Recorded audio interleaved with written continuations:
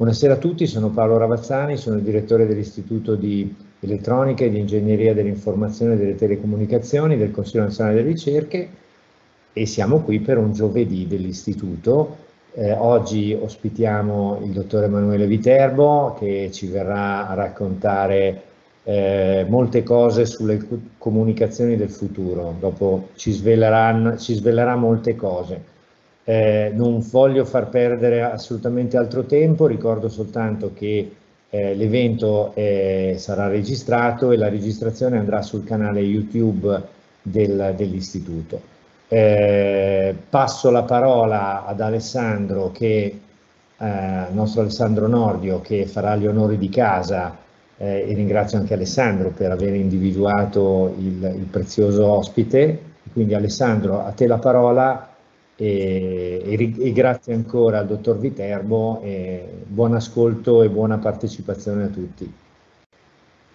Grazie Paolo, ciao a tutti, è un piacere per me potervi presentare Emanuele come ospite del nostro ciclo di seminari. Io ho conosciuto Emanuele quando mi ero appena laureato al Politecnico di Torino e lui era ricercatore sempre al Politecnico.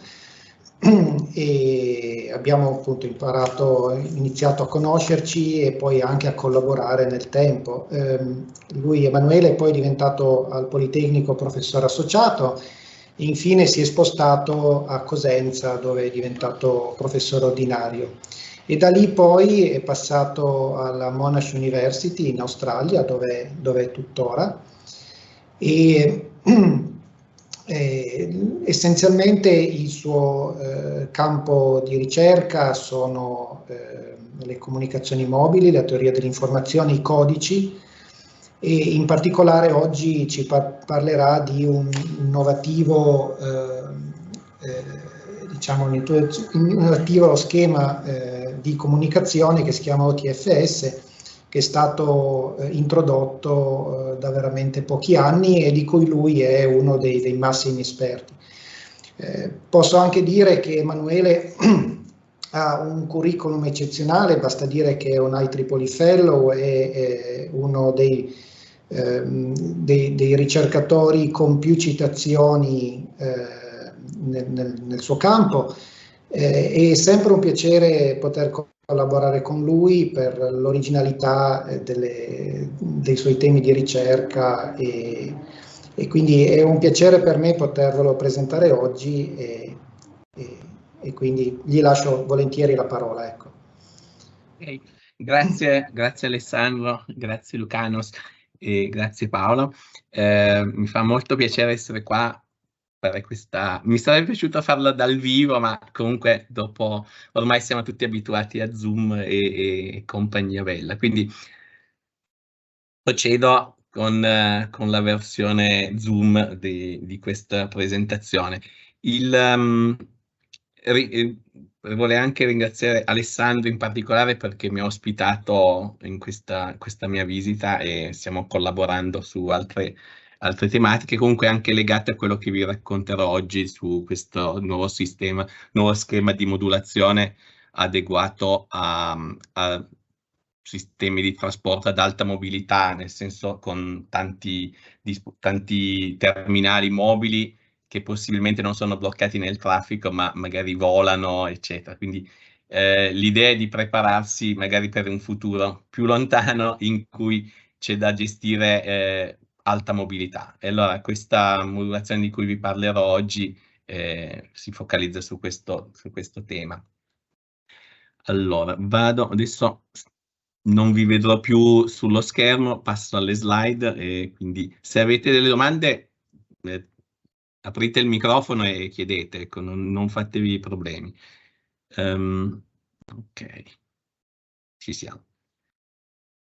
Devo solo spostare la finestrella. Ok, allora, il titolo è Waveform Design for High Mobility Communications ed è quello che vedrete oggi. E durante il lockdown che abbiamo avuto abbondanti anche a Melbourne, in Australia, ci siamo dedicati a scrivere questo libro proprio su questa modulazione, no? e quindi ci ha fatto passare un po' il tempo, e che adesso anche oltre che il libro abbiamo anche un corso dell'IEEE, della Communication Society, che tra l'altro sarà, lo terrò a luglio, quindi tra poche settimane. Se qualcuno di voi è poi interessato può anche scansionare questo codice QR e vedere il contenuto del corso, dove ci sono i dettagli. Se avete qualche interesse sull'argomento, può essere un buon punto di partenza. Comunque, per ora partiamo dalle basi, ecco, cioè di cosa volevo, di cosa parliamo, no?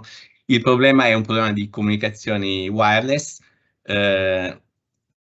classico diagramma di Shannon, trasmettitore, canale, ricevitore. Il problema delle comunicazioni wireless è di progettare dei segnali che passano attraverso un canale che li distorce e eventualmente gli aggiunge del rumore, e tali per cui il ricevitore è in grado di riconoscere i segnali che sono stati trasmessi. Quindi in quel contesto il problema di progettare i segnali dipende sostanzialmente dal canale. Quindi dato un certo canale, noi abbiamo delle belle teorie che ci permettono di costruire i segnali. Più il canale si complica, più diventa difficile progettare quali segnali trasmettere, in modo tale che vengano distorti o comunque disturbati il meno possibile dal canale. Però, diciamo, il canale è quello che decide che si ha in un certo scenario di uso, use case si dice.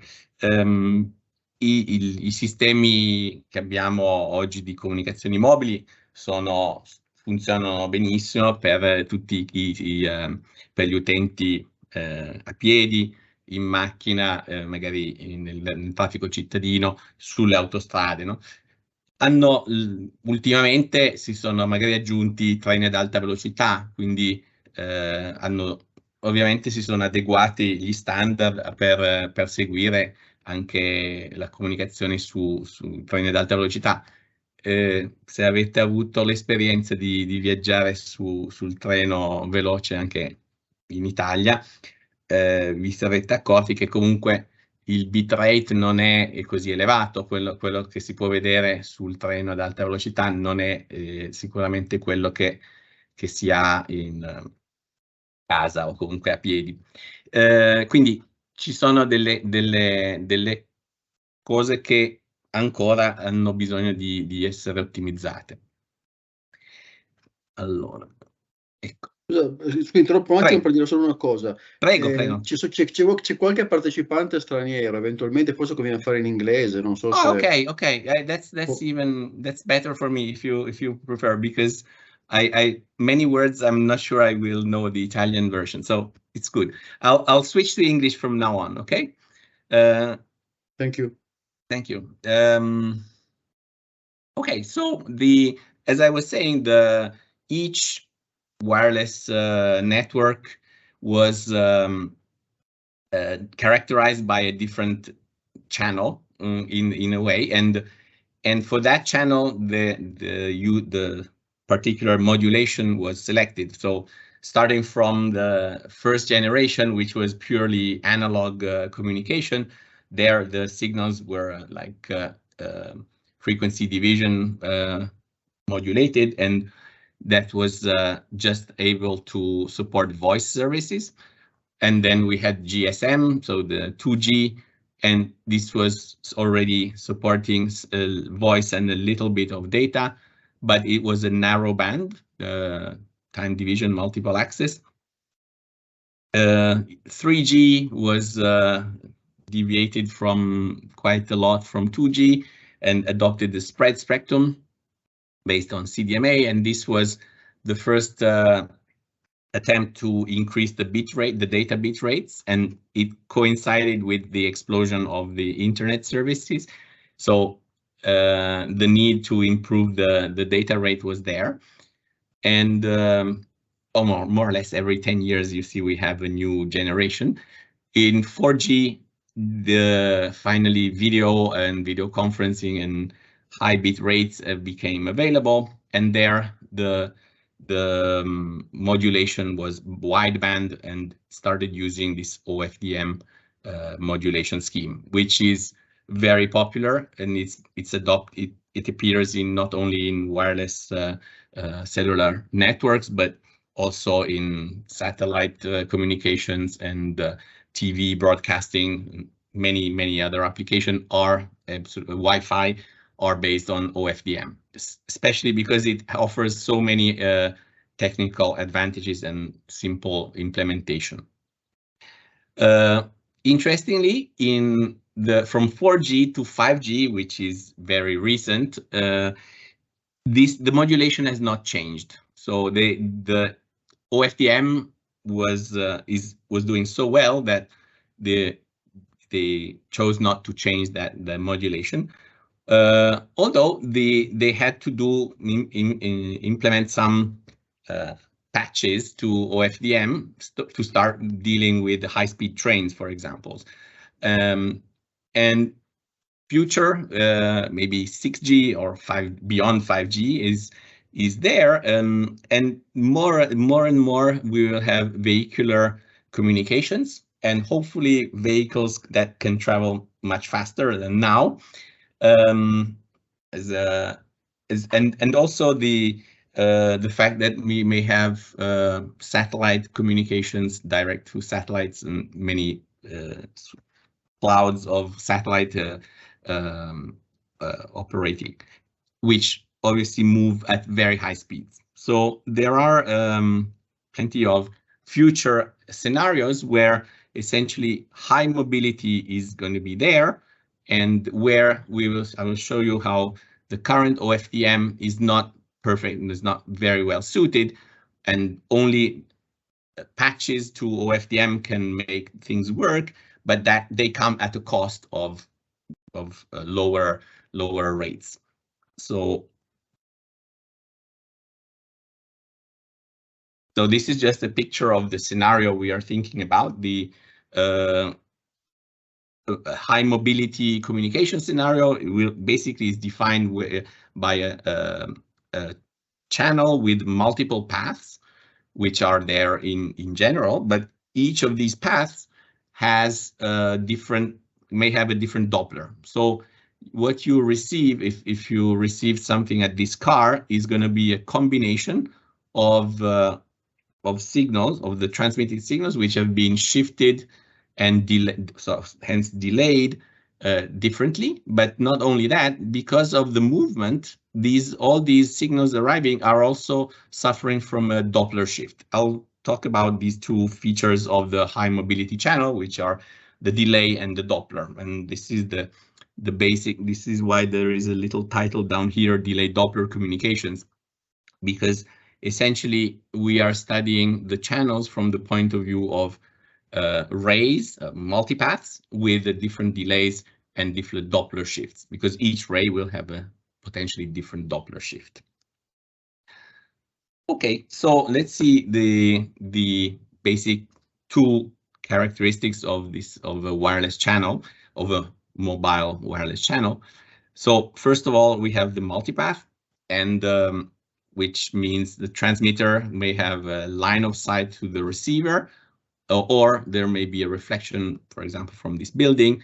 Hence, the signal will follow a longer path and will be received with some additional delay. So there is a propagation delay depending on the length of the paths. You can see here that the received signal RT is a linear combination of the transmitted signal ST delayed by a certain tau1, which is just the propagation delay of the line of sight path, and then maybe another tau2, which is the delay due to the reflection, which is the red path, which is longer.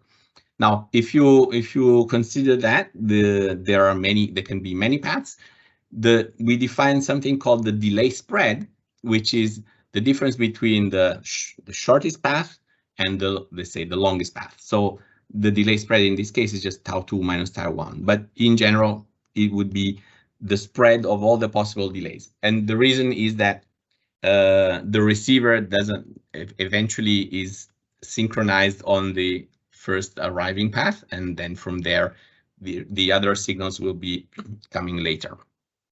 So what matters is the delay spread, okay, not the absolute delay.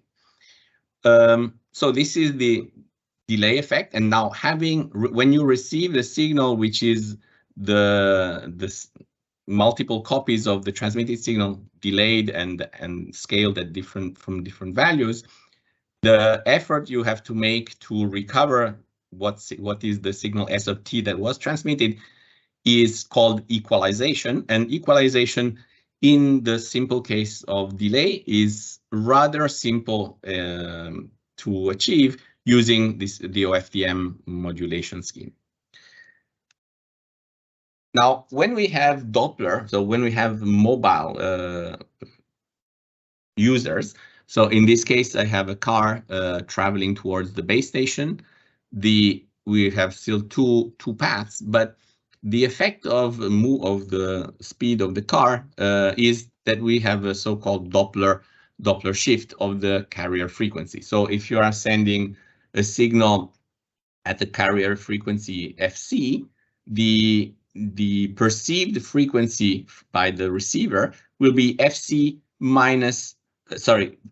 plus a certain delay, so-called Doppler shift. And that Doppler shift is called here V1, is equal to FC times the speed of the car V divided by the speed of light. Okay, so obviously V is just the car and speed of light is very large. So this is a small fraction. So it looks like a small number, but we are using frequencies FC, which are large. They can be in the order of gigahertz, so 10 to the 9, or even tens or hundreds of gigahertz. So that means that this term becomes significant and the Doppler shift becomes quite large. So what you transmit is a carrier frequency which suffers on one path this Doppler shift, but on the other path there is a different Doppler shift, and the reason is that you just have to consider the component of the speed in the direction of the line of sight. So you have this effect of V cosine theta that's reducing the actual speed. This means that you have a different Doppler shift on each path. Okay, so when you look at the received signal R of t, it is actually the sum of, here are just two terms for the picture, but you see the delay is always there. The effect of the Doppler shift is to kind of multiply the signal by a complex sine wave at the frequency equal to the Doppler shift. So we have V1 here, and that's the Doppler shift, which is a frequency, which is going to affect this signal. So it's like the signal S is modulating a sine wave at this frequency V1, okay? Then plus the other one. So you get these two things. Now, in this case, if I ask you to, can you extract S of t looking at R of t, here the task of the equalization task or detection of the signal S of t becomes very difficult, okay? And this is where then if we are smart enough to design signals, the signals S of t in a good way, we can make this task simpler, okay? So that's the idea behind it.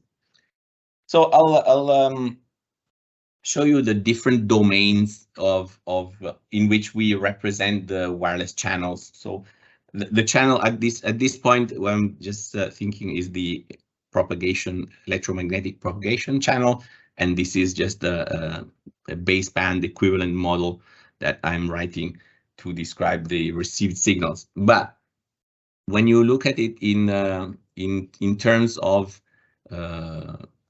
if you want to describe this channel, typically channels are described by linear filters. So you have a linear filter is characterized by an impulse response, And if the channel is time invariant, it means that impulse response stays constant over time. But in a case where you have mobility, your channel changes continuously with time. So you have the so-called time varying or time variant impulse response, which is the impulse response of your channel at every time t. And we use the variable tau as the variable of the impulse response, and then t is the time, let's say, time of the day at which you look at the channel. And as you see, for every time t, there is going to be a very different channel. And this changes pretty fast because the car is moving, everything is moving, and all the rays and the paths in there are changing. So that's the situation when you have mobility. The real difficult problem is that since your mobility causes a Doppler shift is an oscillation in the end, additional oscillation, which is at the frequency, we've seen V1 proportional to the speed, but that quantity is changing quite fast. So your time varying impulse response is changing. Maybe within a second, you will have a very different channel, even less than, so very fast, depending on the maximum Doppler you have. So this is a picture of an actual impulse response of a channel. And you see it looks pretty complicated, but you can see. So in this domain, let's say when we look at the channel as a time varying filter, it's complicated to represent. And we'll see that there are other domains where it's easier to represent your channels in if you go to this delay-Doppler domain, which I'll talk about later. Let me just give you a quick hint about OFDM. Probably many of you already know about it, but it's the most popular modulation scheme, which is able to compensate for delay-only problems. So when you only have delays, you have it's easy to do equalization. So the idea of OFDM is to take the frequency band of the channel has a frequency band and subdivide it into sub-bands, and in each sub-band transmit a certain signal. And the good thing is there is a way to guarantee that these sub-bands remain orthogonal even once they go across the channel. So the channel will not make these individual sub-bands interfere with each other. And that's the magic of OFDM. This is obtained at some cost of introducing a so-called cyclic prefix, which makes things exactly behave like that. So you can equalize your channel, your received signal, and recover your transmit S of t signal by operating on each subband separately, and this gives you how things work today. So what's the problem if you have mobility is that your channel is changing very fast, and now that orthogonality of the subchannels gets destroyed. So you lose that property of orthogonality, and you have this interchannel interference, this ICI. And simply because these are sync pulses which they don't coincide. You see, in sync pulses of this type, when they are orthogonal, they cross over, and they cross always at the same point. So if you sample at the peak of one, you never get any interference from the adjacent ones. Now, once you lose that property, you will see that there will be always some interference from adjacent sync pulses because they're not perfectly orthogonal any longer. So this happens due to the Doppler shifts. So this was kind of the motivation for OTFS. This I will tell you about it. But it's the weakness of OFDM is that whenever you have multiple Dopplers affecting your transmitted signal, and you receive all those shifted and time delayed and frequency shifted copies, you need to equalize them, and it doesn't really work well because of that residual interchannel interference. So the other slight disadvantage of OFDM is that essentially not all the subchannels are of the same quality, and basically the weakest subchannel may affect the overall performance. So you still need to do some other operation like coding on top to make OFDM actually operate well. So the OTFS, which means orthogonal time frequency space modulation, was proposed in 2017 by this startup Coherent Technologies, and it was presented in WCNC conference in San Francisco. I just happened to be there by accident in that session, and this presentation caught really my attention because it looked like a new OFDM. I had been working on OFDM since 1993, and at that time there were 4 papers talking about OFDM. I sat there and I thought, hey, this looks nice, and there was only 1 paper, so I had thought that it was worth trying to understand. And at the presentation there, actually, I was misled by my idea of OFDM. This is really very different. OTFS is really very different from OFDM. OFDM relies on the time frequency concept of representation of the channel, but OTFS works on a different domain, which is the delay-Doppler domain, which is where you can visualize the different paths, individual paths, where affected by different delays and different Doppler. So that's the picture.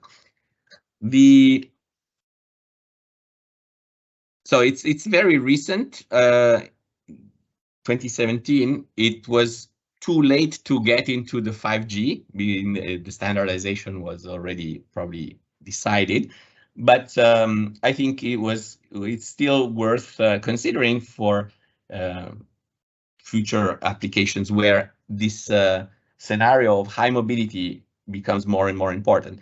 And in fact, this company actually showed that they were running some real world tests with a van on a highway, and comparing next to each other the LTE, which was the 4G receiver, versus their receiver, and they showed enormous gains, because on a highway you have a lot of cars moving, producing a lot of reflections, and that was really effective to outperform significantly the 4G system. So obviously, on standard other scenarios, it works at the same level of OFDM, which has other and which anyway works well in static scenarios. So in a way, we could get the benefit for the high mobility on top of what we already have. So I was telling you that the important thing is how we represent the channel. We can think of the channel, as I showed you before, as a time varying filter. So it's characterized by an impulse response GT tau. And then this is how we can think of things, say, physically, where the signals only exist in time domain. So we can see them there, we can measure them, and so on. But we also are used to the frequency domain. The frequency domain, we can, it's just an alternative view of things. But if you look at the frequency domain, it's just the Fourier transform of the impulse response. You get the frequency response, and then it depends on time. You can see it's still the time dependence will change. So it's a filter which has a frequency response, and it changes for every time t. So that's called the time frequency response, H of TF. And these two, again, the red one is where we work with OFDM, because in OFDM we kind of we place our data on each subchannel in frequency domain, and then we recover that. At every time we recover all the subchannels, and we reconstruct the signal. Okay, there is on the other side, on this blue side, this is where OTFS actually operates. And this is where you take the Fourier transform, this time along the time. So you don't do the Fourier, you leave the tau, which now we call this delay tau, and then you take the Fourier transform along t, and that gives you the Doppler. Okay, so tau is the delay, and the t is the Doppler, and tau is the delay because it's what the impulse it's the variable of the impulse response, and that's what that of the filter which introduces a certain delay tau. So you can see the delay Doppler response is what we will look at, and this is where you actually can visualize the geometric channel in the sense you can see the paths one by one. You can isolate them. I won't go down here, but if you keep doing the Fourier transform, this time along t, and this time along tau, you get to this Doppler varying transfer response, which for now nobody has used. It's there just for completeness. But the real interesting relation, you see, you can go along the sides with the Fourier transformations, but you can also think of this representation of the time frequency is a two-dimensional plane, and then and then you have the time frequency response on this plane. You can move from time frequency to delay Doppler by taking this SFFT, which is a symplectic for fast Fourier transform, which is simply, if you want to go along this purple line, you can go start from the red, go do a f-1 along the f variable. So you go from frequency to tau, and then you do another Fourier transform, this time on the t. So you get, it becomes like a two-dimensional Fourier transform, transforming from the time frequency to delay Doppler. And here is the expression of this two-dimensional Fourier transform. It's just obviously double integral, an exponential with this time two variable. You integrate over time and frequency, and you obtain something with delay and Doppler. And so the reason why it's called symplectic is because it's different from a proper two-dimensional Fourier transform, because in a two-dimensional Fourier transform, you'd have a plus here, but it's the combination of one direct Fourier transform and one inverse, and that's why it's called the symplectic one. But all the properties are actually all the properties of Fourier transform basically apply to the symplectic Fourier transform as well. Okay, so I was telling you that the delay Doppler domain is the nice place to see the geometry of the channel. And this is a picture of the highway next to the university in Melbourne. And imagine you have the base station up here, and this car is receiving, and we assume there is a line of sight which is blue, and then there is a yellow reflection on this car, which is going faster. And then there is a purple reflector on this car going the other way. And since you can have the speed in both directions, sometimes you have a positive Doppler shift, sometimes you have a negative Doppler shift. So if I represent on this grid just the three different paths I've colored, I have a big blue dot, which is the size of the dot just related to maybe the power, received power from the direct line of sight. And then I will have, since the car is moving towards the base station, I may put it at the Doppler shift 1. This car is going much faster, and this maybe goes at higher Doppler, a bit longer, so less power, slightly smaller dot. The purple one is moving the other direction, so I have a negative Doppler shift, and I will see this. So this is a nice way to represent all the paths, let's say the relevant paths. There may be more paths, but if the power they give is too small, you will not really appreciate them. But if we can resolve a certain number of paths, and most importantly, recombine them in a coherent way, at the receiver, we are able to extract the proper S of t, the transmitted signal.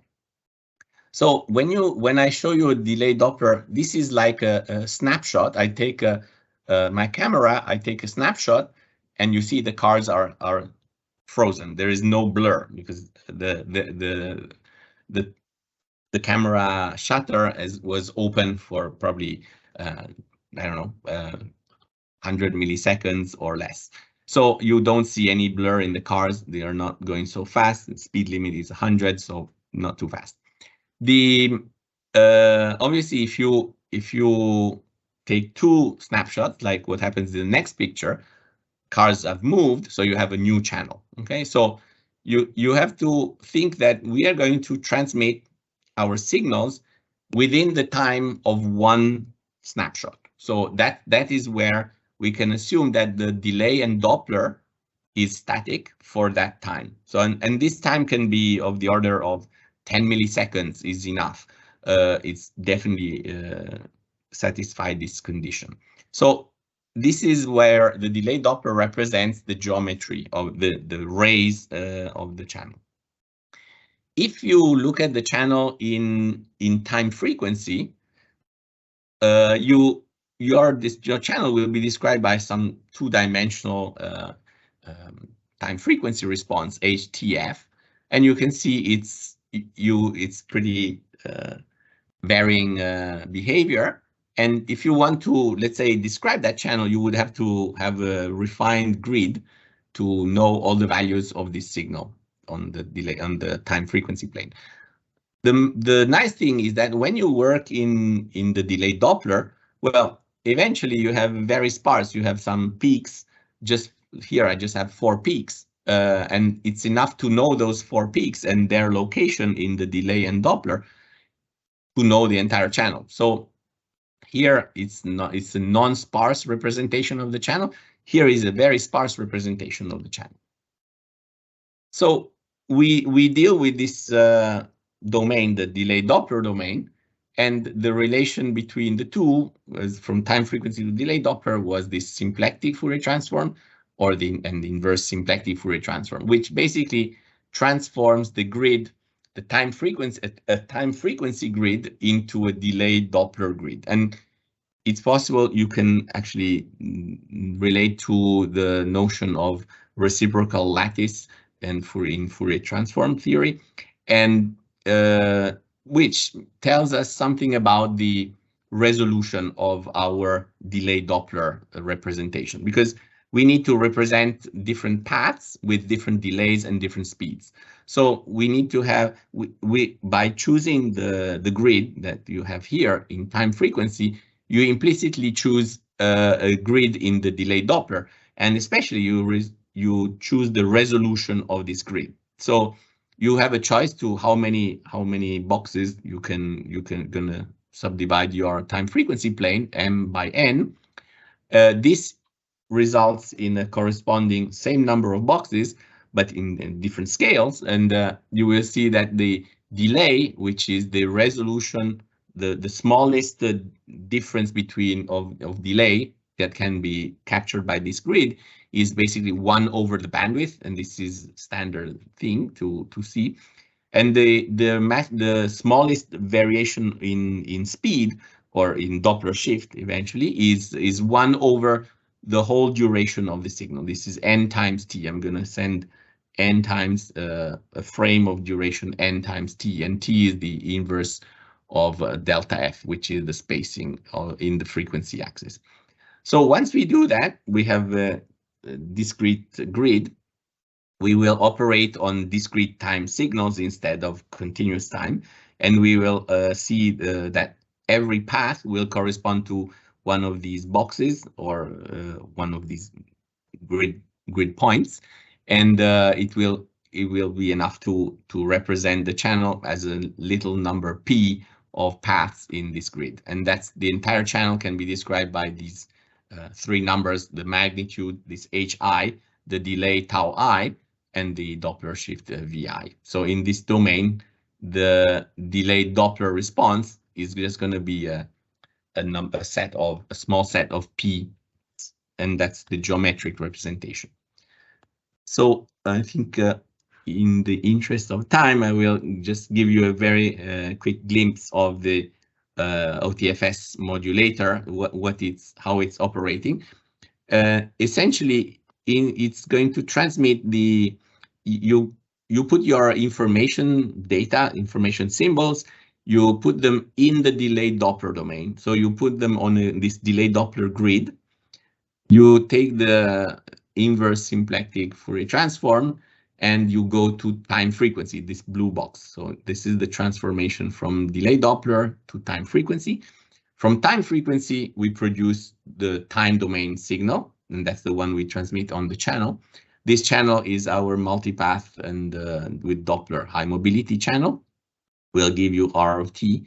The received is again in time frequency domain y, and you can take the SFFT, the inverse of the transmitter one, and you go back to delay Doppler. Now, the problem is that what you transmitted here, x, and what you receive here, they are not as, it is not a one-to-one correspondence. I mean, if I transmitted xkl here, this xkl will not just appear in the sample ykl at the receiver. It spreads a bit. Which means there is an inter-symbol interference between the received symbols, and they contain part of different transmitted signals, which require some extra equalization compared to what we do typically in OFDM, where there is if we work in time domain, in time frequency domain, if we put our symbols here in this big X and we read them here, this is what OFDM does. It's possible to, and the orthogonality was preserved, then you can recover the symbols one by one. But the moment they are not preserved, there will be a lot of inter-symbol inter-channel interference, and that will make this not work. So we will have to accept a little bit extra work to equalize the signals in the delay-Doppler domain, but the reward is that we can make this work on a high mobility channel. So to give you a sense of what is happening in the delay-Doppler domain, you can see that you transmit these X symbols in the delay-Doppler domain. I put them here in a few these dots here, these points here.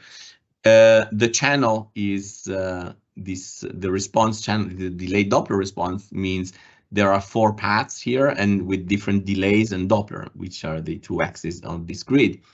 So the resulting receiver is this 2-dimensional convolution, circular convolution between the symbols here and the symbols here. Now here I made them sufficiently spaced, so if you want, I can isolate every symbol from each other.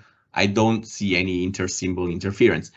I don't need to do that. I can allow these symbols to be all fill up all the grid. I allow a lot this inter-symbol interference. The key thing is that this inter-symbol interference is very small, because there is a very small number P of paths.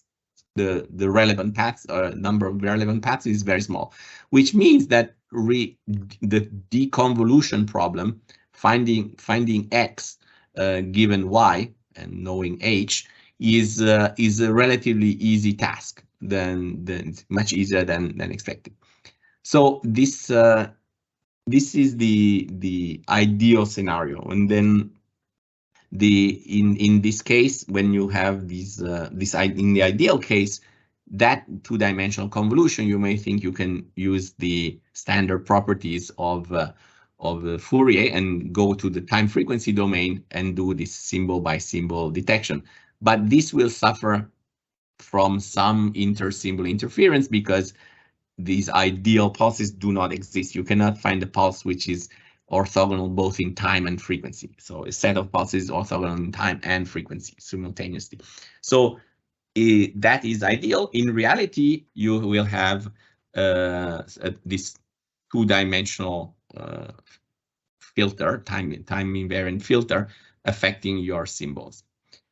And when you have, so when you don't have any high mobility, that's what you have. But when you have Doppler shifts, as I said, you will suffer from inter-channel interference and even inter-symbol interference. And in that case, you can recover your symbols X with even a bit more work, because they are not only disturbed by the channel HI, but there is this phase shift. And this was kind of the key contribution we discovered, that if we make these phase shifts, we find those exactly, we can actually recover in the absence of noise, we can exactly recover the symbols exactly. So finding these phase shifts was kind of our contribution to this OTFS, and that explained also how many other things, how it worked. I probably will not tell you more about the architecture of the transmitter, but it's very similar. The complexity of the transmitter is essentially very similar to the complexity of an OFDM transmitter. So it's not much more hardware required for the transmitter. And I'll skip these equations, but the receiver is the demodulator is also low complexity. As I said, the additional effort to do is to deconvolve. That there's the convolution problem, which is you cannot do it in the time frequency domain. You have to do it in delay-Doppler, but it's a very sparse problem, and it's relatively slow, relatively fast implementation. So OFDM is working based on the FFT transformation. OTFS has its own transformation, which is called the ZAC transform, and basically it's possible to describe the OTFS modulation and demodulation with a diagram like this, where instead of FFT we put this IFFT for the OFDM modulator. Now we use this inverse discrete ZAC transform and the corresponding discrete ZAC transform at the receiver. This is a transformation which really transforms two-dimensional signals from delay-Doppler directly to time domain. So it's a kind of a strange transformation, but it has all properties of like for any unitary transformation, convolution properties, but there is with a twist, which is almost everything works except this property of quasi-periodicity, which is the cause of those phase shifts I showed you in the previous slide.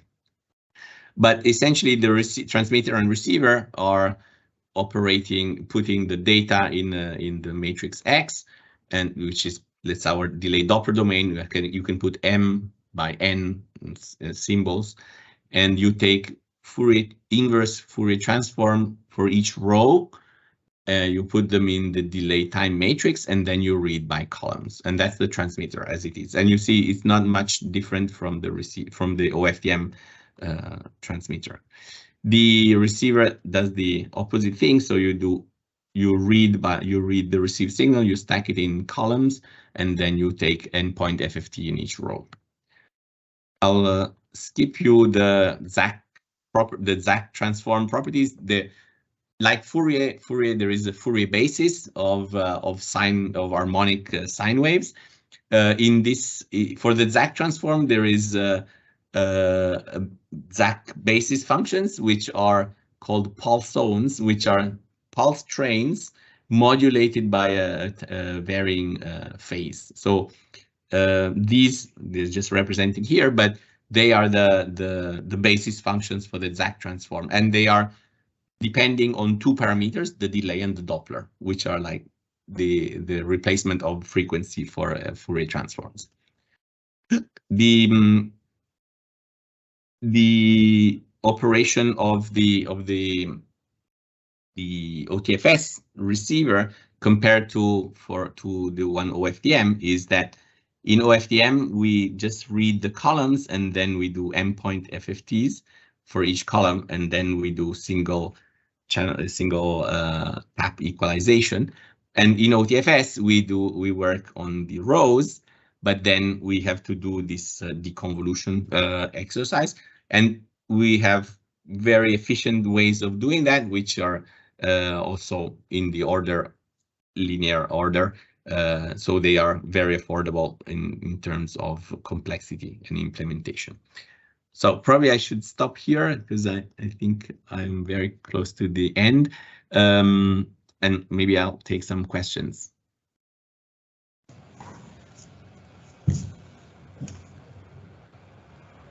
Thank you very much, Emanuele, for your nice presentation. If there are no questions, I have one. Beppe, please. Thanks for the very interesting presentation. So, just wondering, is this technique already, have this been already applied to millimeter waves or even, let's say, W band, very high frequencies? Yeah, that's a good point. In fact, it's more interesting. The higher the frequency, the more it becomes interesting. So, application.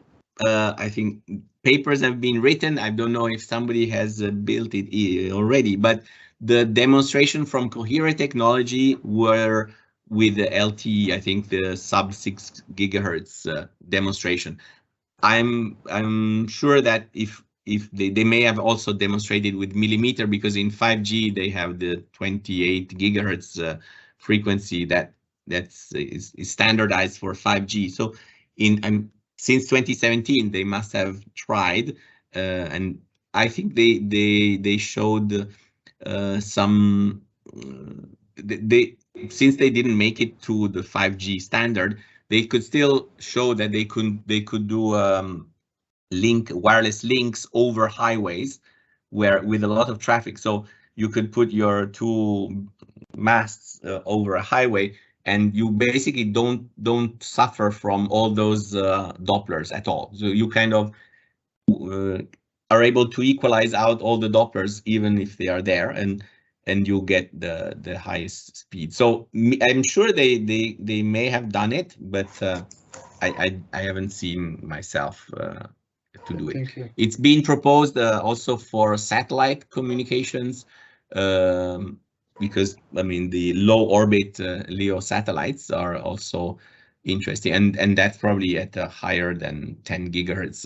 Imagine the frequencies there, but it's definitely the key thing is that the Doppler shifts become larger, much larger, and the promise when people go up in frequency is, oh, it doesn't matter, I have a lot of bandwidth because the frequency, the carrier is so high, I can afford 1 gigahertz of bandwidth. But we should always think that it costs a lot of processing to process 1 gigahertz of bandwidth. So if you can have something working, let's say in 100 megahertz or even 40 megahertz, that's something that will be processed at a reasonable cost. And again, thinking of power limited devices, I don't know if it's ever possible to process a 1 gigahertz of band.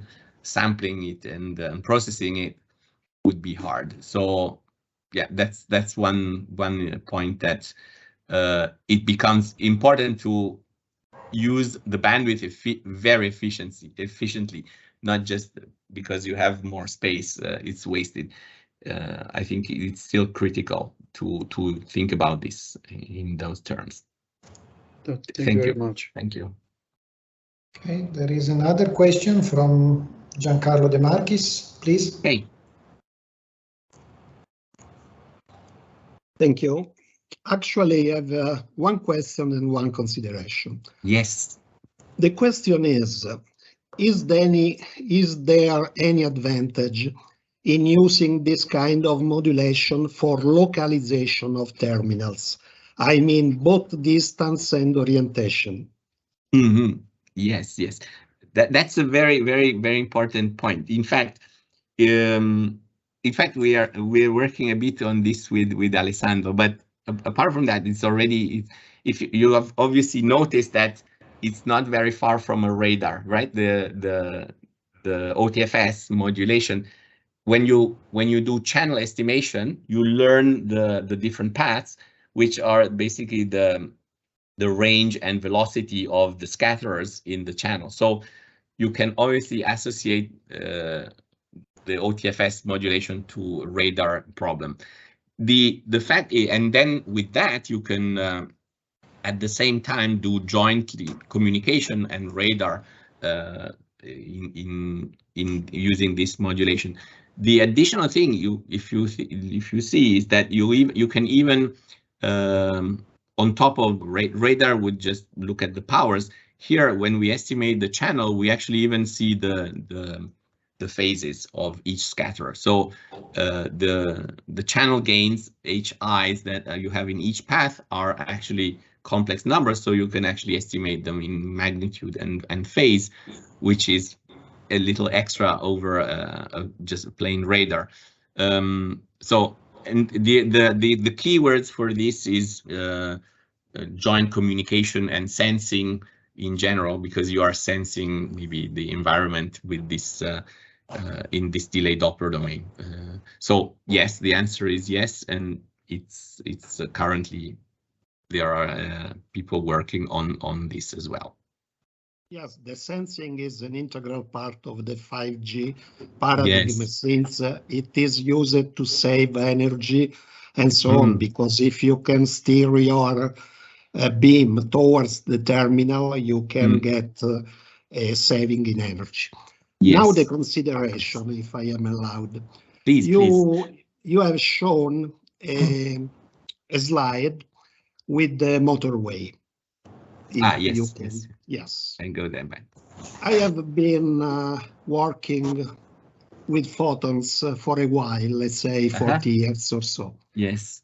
And I don't know anything about photons. I can understand how they work, but I think that the Doppler is a detection effect, because the photon will not change its frequency, because otherwise yes, it should have two different frequencies for two observers.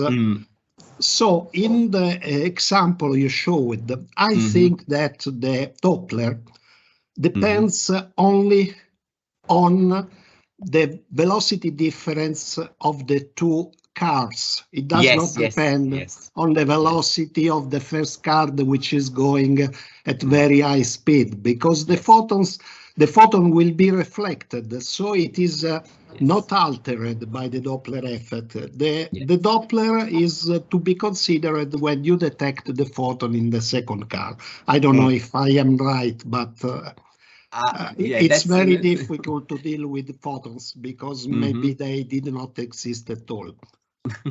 Okay, that's an interesting philosophical problem, but I was just I think the model of I agree. First of all, the Doppler is a problem of the receiver. It doesn't really exist, right? You're right, and the frequency is the one of the photon probably, but the fact that it bounces. So if you put these two, let's look at the yellow car. So.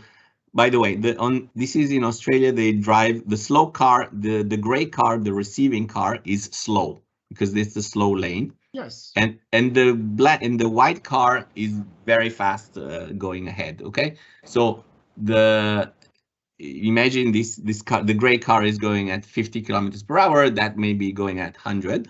So it will be a bit the composition of the difference of speed. Imagine they're all aligned. The difference of speed probably is going to be you have to compose the speed, the vectors of the two, and then you would get probably the yellow. This is schematic. Probably yellow. Okay. I know enough. It is schematic, but it was probably you're right. You're right. The yellow shouldn't be that high. It should be a bit lower. Yes, because you should compose. You should subtract at least the speed of the gray car from the white car. My compliments for your presentation. It was really fine.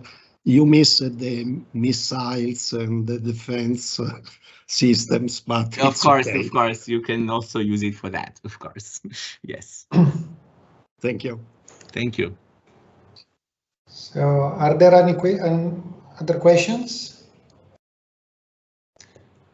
Yes, I have a couple of questions. Please, please. The first question is this one. This new type of modulation can work correctly even in the presence of small Doppler shifts or not?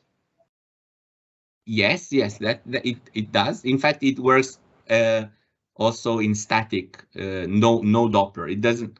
If it's small, the thing is that OFDM itself still works sufficiently well when you have a very small Doppler, and the way to make it work now. When they move to include high-speed trains, the way to do that was to sacrifice some bandwidth. So you reduce the rate of transmission to get it to make OFDM work with the higher speeds. But let's say pedestrian and urban traffic, the OFDM with the current setting will work well, and OTFS will work at the same level, exactly the same level. Okay, thank you. The second question is, for a correct demodulation of an OFDM signal, you need some side information such as a channel estimation. Yes. What information is necessary for a correct demodulation of this new type? Yes. That's very good. I didn't cover anything about channel estimation, but the first thing to say is when you see your channel in delay-Doppler, you just need to know you count how many relevant paths there are, what is the gain, the HI gain of each path, and what is the delay and the Doppler of each path. So basically each path, you need to estimate just 3 numbers for each path. So compared to estimating the channel in time frequency, where you need to know all the grid, you need to know m by n numbers to learn those.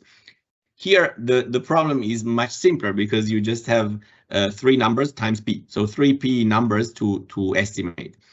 So how to do that? Again, you send a pilot tone, you send the pilot symbol in the delay-Doppler domain. If I send a pulse in the 0, 0 of the delay-Doppler domain, I will receive the 3 dots of the paths. So if I just, it's the same as sending a pilot wherever in time or in frequency, but here you send the pilot in delay-Doppler domain and you estimate your channel, which is essentially a delay profile and the Doppler shift profile that you learn. And then for each one of the paths, you also can learn the gain by just knowing what pilot you transmit. So the channel estimation is very simple if you think about it this way, because you just see if you transmit one pilot, it will appear at different places in the delay-Doppler domain, and you can only keep the ones which are above the noise floor,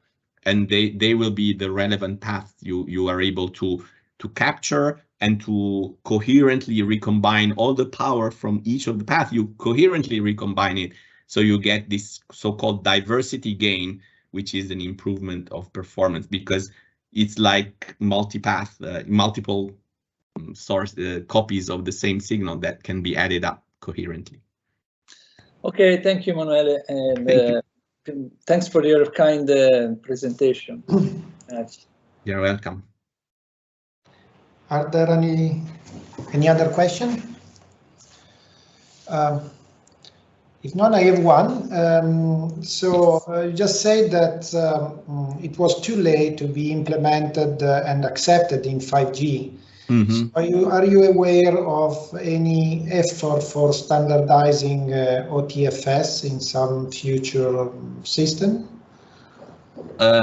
I think they are looking at it, yet it's still too early. I know that when they do a direct comparison of OTFS in the current scenario, they are comparing an OFDM system which has been there for 20 years and more, which has been super optimized. Okay, so the implementation of the current 4G and 5G is the result of over almost 30 years of work on OFDM. So it's not very fair, and now right now they can get the similar performance. So in the scenario use cases of wireless communications of today. So the game is looking at a lot of higher mobility scenarios and making something that will work across all the cases with one modulation only. Otherwise, you can always have OFDM working for the low speed things and then have this additionally on. But there are use cases where it becomes useful to do that. One thing that it actually is still very useful is the channel estimation, because remember that if you learn your channel in the delay-Doppler domain, you can always get the time frequency by taking the symplectic Fourier transform and you go to the time frequency domain. So for channel estimation, it's not such a bad idea to use the concept of delay-Doppler. So even if then you're using your OFDM system, it can help you to do channel estimation very efficiently, more efficiently than other schemes that may need to do tracking and Kalman to track time varying channels at a very high speed. So this is one thing that I think they pursued actively. I think there are efforts to standardize more of vehicular communications, and that's still, there is Wi-Fi, vehicular Wi-Fi, which was not particularly designed for high mobility. It was just a patched Wi-Fi for and to make it work. But there are things that fit nicely. I'm not sure it may take a bit longer to get it in different applications. I would say there is a chance for a 6G, but maybe it's not the 6G, or it may be some specific application. As I think, if we will get autonomous cars all driving a bit faster, where everything starts moving faster, or flying cars, there may be much more Doppler to deal with, and that's definitely there you will have to do it. There is no way. I think up to now there may be some optimization to go through still. Okay, thank you. Thank you. Other questions? What time is it in Australia now? I'm in Torino. Okay. No problem. No, okay. it would be very late, I would say. So it would be in the middle of the night. It's plus 8 hours from here. So. Okay, so if there are no other questions, I thank Emanuele again for his nice presentation, and it was nice to have you as a host in this in our institute. And so thank you very much again. Thank you all. Bye. Thank you very much. Thank you very much, Emanuele. Thank you. Bye. Bye. Thanks. Bye. Thank you. Ciao Emanuele, grazie. Prego, ciao a tutti. Ciao. Grazie.